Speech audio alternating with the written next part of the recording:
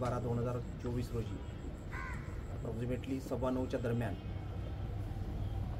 शहापूरमध्ये जे महालक्ष्मी ज्वेलर्स आहे, महालक्ष्मी ज्वेलर्सच्या ठिकाणी काम करणारा दिनेश चौधरी नावाचा जो युवक आहे, त्या दिनेश चौधरी नावाच्या युवकावर फायरिंग झालं होतं आणि फायरिंग होऊन त्या ठिकाणी त्यांचा मृत्यू झाला होता. त्याच्यामध्ये त्यांच्या हातातली जी बॅग होती ती बॅग हिसकावण्यात आली होती. त्या अनुषंगानं शहापूर पोलीस स्टेशनमध्ये आमच्याकडे गुन्हा दाखल आहे आणि त्या गुन्ह्याच्या अनुषंगानं तपास करताना त्याच्यामध्ये पूर्ण ठाणे ग्रामीण जिल्ह्यामधली जी टीम आहे त्या टीमने अथक परिश्रम करून वेगवेगळ्या प्रकारचे टेक्निकल ॲनालिसिस असेल, इतर काही CCTVज असतील, त्याच्यामध्ये दिवस रात्र मेहनत करून हा गुन्हा जो आहे हा गुन्हा उघडकीस आणलेला आहे. ह्या गुन्ह्यामध्ये 2 आरोपी जे आहेत ते अरेस्ट करण्यात आलेले आहेत. एक आरोपी जे आहे तो सोनू मिश्रा नावाचा आरोपी आहे आणि दुसरा जो आहे तो तौसिफ सिद्दीकी नावाचा आरोपी आहे. सोनू मिश्रा या आरोपीला सुद्धा पुढे दोन्ही आरोपींना 13 तारखेपर्यंत आमच्याकडे PCR मिळालेला आहे. त्या अनुषंगानं आम्ही तपास करत आहोत. आणखी याच्यामध्ये काही आरोपी निष्पन्न आहेत. त्या आरोपीच्या अनुषंगानं सुद्धा टीम जी आहे ती UP-मधल्या कौशंबी या जिल्ह्यामध्ये टीम आहे.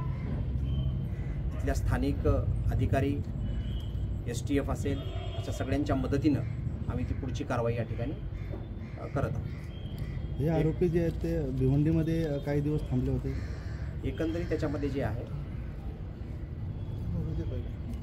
नुरीनगरचा जो एरिया आहे त्या नुरीनगर एरियामध्ये या आरोपीला एकाने शेल्टर दिलेलं होतं म्हणून तो दुसरा आरोपी जो अटक केलेला आहे त्यांच्यावरती पण पूर्वीचे गुन्हे आहेत आणि याच्यावरती पण काही गुन्हे आहेत आणि त्या अनुषंगानं याचा तपास जो आहे तो पुढचा चालू आहे. तुमच्यावर काही पार्श्वभूमी पहिले जुने काही गुन्हे दाखल आहेत? मी तेच सांगितलं होतं ना की ह्या दोन्ही आरोपींवर जुने गुन्हे आहेत.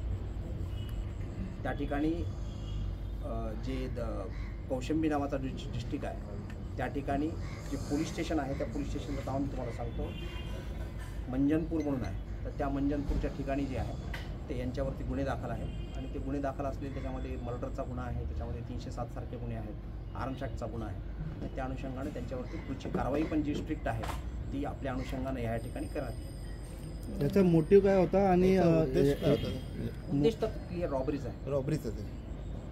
ज्या आरोप्यांना जे पकडण्यासाठी जी टीम गेली त्या टीमचं तुमचे जे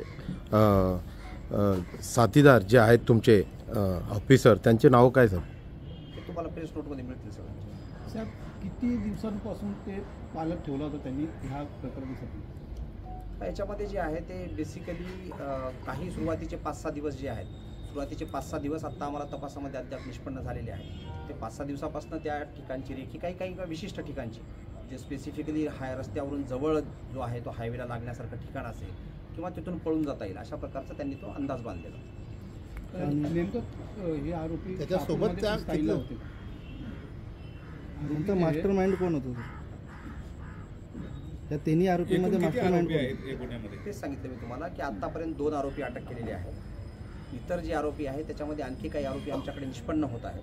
त्या निष्पन्न होण्याप्रमाणे तुम्हाला तशी फिगर जी नंतर कळण्यात येईल. आता आम्ही 2 आरोपींना अटक केलेली आहे.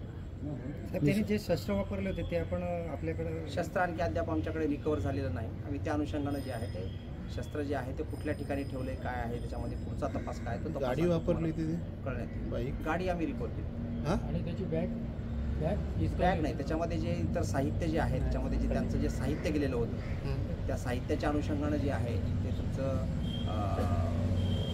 त्यांची जी काय पावती पुस्तक आणि इतर जी पुस्तकं आहेत त्या पावती पुस्तकाच्या अनुषंगानं तो इतर तपासामधल्या ह्या ज्या पुढच्या बाबी आहेत, बॅग आहे, पावती पुस्तक आहे, त्यानंतर बाईक आहे, वेपन आहे, या सगळ्या तपासाच्या बाबी. शहापूरमध्ये कुठे राहत होते इतके दिवस हे लोक गुन्हा घडण्याच्या? नाही, नुरीनगर. दोन्ही आरोपी कुठले? हो. किती दिवसापासून रॅकी चालू होती त्यांची? आणि त्यांना भाड्यावरती रूम दिला होता त्यांच्यावरती पण गुन्हा दाखल केलाय का? हो. ठीक आहे. एकंदरीत जे आहे ते त्याच्यामध्ये आम्हाला सक्सेसफुली जे आहेत ते टीमचे फार मोठे एफर्ट्स आहेत आणि या टीमच्या एफर्टमधून आम्ही हे सक्सेसफुली याच्यामध्ये आम्ही यश मिळवलेलं आहे. आणि महत्त्वाचं जे आहे ते टीमचं फार मोठं एफर्ट आहे. पूर्ण जिल्ह्यामधले सगळे याच्यामध्ये अधिकारी अंमलदार जे लागलेले होते ॲडिशनल SP असतील, SDPO आहेत, PI आहेत, दुसरे SDPO आहेत, LCBP आहेत किंवा इथला प्रत्येक कर्मचारी जो आहे टीममधला होता, प्रत्येक अंमलदारांनी याच्यामध्ये यांनी फार मोठं याच्यामध्ये काम केलेलं आहे. CCTV नॉर्मल बघण्यापासून आणि एकंदरीत जे आहे ते दिवसरात्र मेहनत करून हा गुन्हा उघडकीला आलेला आहे आणि त्याच्यामध्ये जे आहे ते काय म्हणतो त्याला आपण आम्ही सक्सेसफुली जे आहे ते अशा प्रकारचं सामान्य जनतेमध्ये जो आहे तो विश्वास निर्माण झाला पाहिजे. त्याचबरोबर इतर कुठल्या लोकांमध्ये अशा प्रकारची भीतीची भावना निर्माण नाही राहिली पाहिजे. ह्या अनुषंगानं सुद्धा आमचे प्रयत्न आणखी चालूच आहेत आणि हा गुन्हा उघडकीस झाल्यामुळं सामान्य माणसाला त्याच्याबद्दल आणखी ठाणे ग्रामीण जिल्हा असेल किंवा महाराष्ट्र पोलीस असेल किंवा पोलीस दलाबद्दल असेल, एकंदरीत पोलीस दलाबद्दल तो विश्वास सार्थ करण्यामध्ये आम्हाला वाटतं की आम्ही यश मिळवलेलं आहे आणि याच्यापुढे सुद्धा कामगिरी जी आहे ती अशीच राहील आणि आपण त्या पद्धतीने सर, टिटवाल्याच्या मर्डर जी बॅगमध्ये जो मर्डर भेटला त्याबद्दल काय सांगू शकता? साहेब ठीक आहे, त्याच्याबद्दल मी बोलतो तुम्हाला इंडिव्हिज्युअल.